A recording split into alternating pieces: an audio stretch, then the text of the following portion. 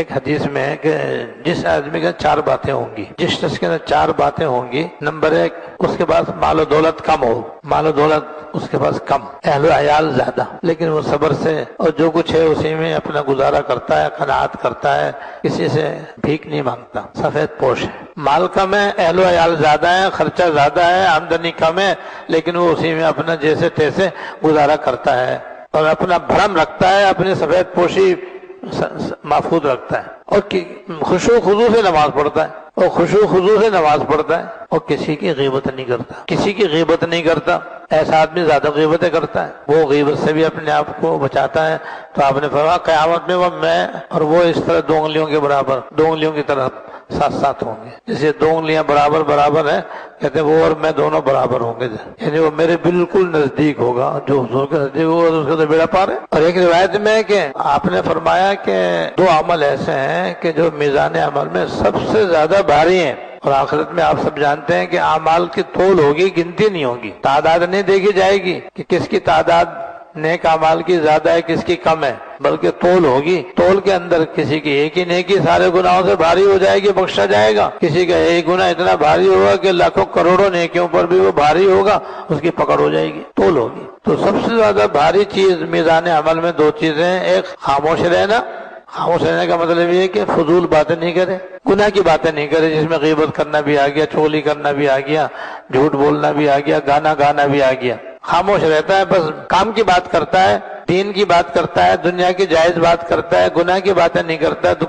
گناہ کی باتوں سے اپنے آپ کو بچاتا ہے، تو خاموش ہی رہتا ہے۔ ایک تو طویل خاموشی، اور دوسرے حسن اخلاق، اچھے اخلاق جس میں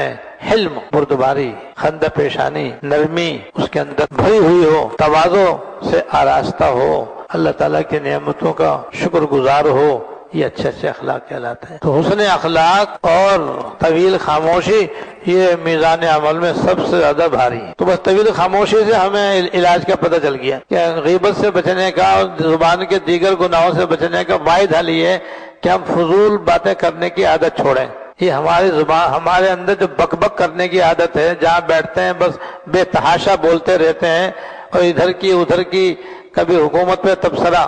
کبھی کسی جماعت پہ تبصرہ، کبھی کسی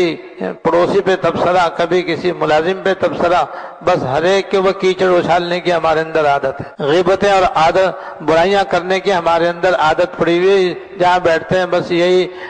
لے کے بیٹھ جاتے ہیں۔ تو اس سے اپنی زبان کی حفاظت کریں، خاموش رہیں بس۔ اور جو اردو کی کہاوت ہے وہ بہترین کہاوت ہے، اس کے مطابق عمل کریں گے، پہلے تولو پھر بولو، پہلے تولو پھر بولو، یعنی سوچ کر بولو، اس کا حاصل ہے سوچ کر بولو۔ اگر اچھی بات ہے تو بول لو، کسی غیبت ہے تو مت بولو، کسی پہ تہمت لگ رہی ہے تو مت بولو، جھوٹ ہے تو مت بولو، کوئی بری بات ہے تو مت بولو،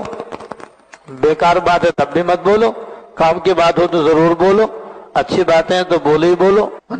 خاموش رہو بس۔ اور دوسرا برائی کرے تو پھر منع کرو، منع کرنے کی ہمت نہیں ہے تو اٹھ کے جانا تو ہر حال میں اختیار میں۔ بہت سے بہت وہ ناراض ہوگا تو ایک دفعہ نہیں 100 دفعہ ناراض ہو، کیونکہ اللہ تعالیٰ کی ناراضگی کا خیال کرنا زیادہ ضروری ہے مخلوق کی ناراضگی کے مقابلے میں۔ لیکن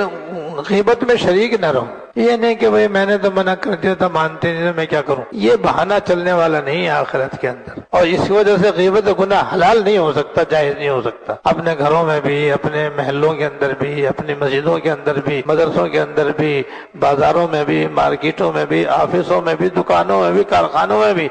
ہر جگہ اس کے اوپر عمل کریں تو انشاءاللہ اس گناہ سے بچنا آسان ہوگا۔ اللہ تعالیٰ مجھے بھی اور آپ کو بھی، سب مسلمانوں کو اس گناہ سے بچنے کی توفیق عطا فرمائے۔ وآخر دعوانا الحمدللہ رب العالمین۔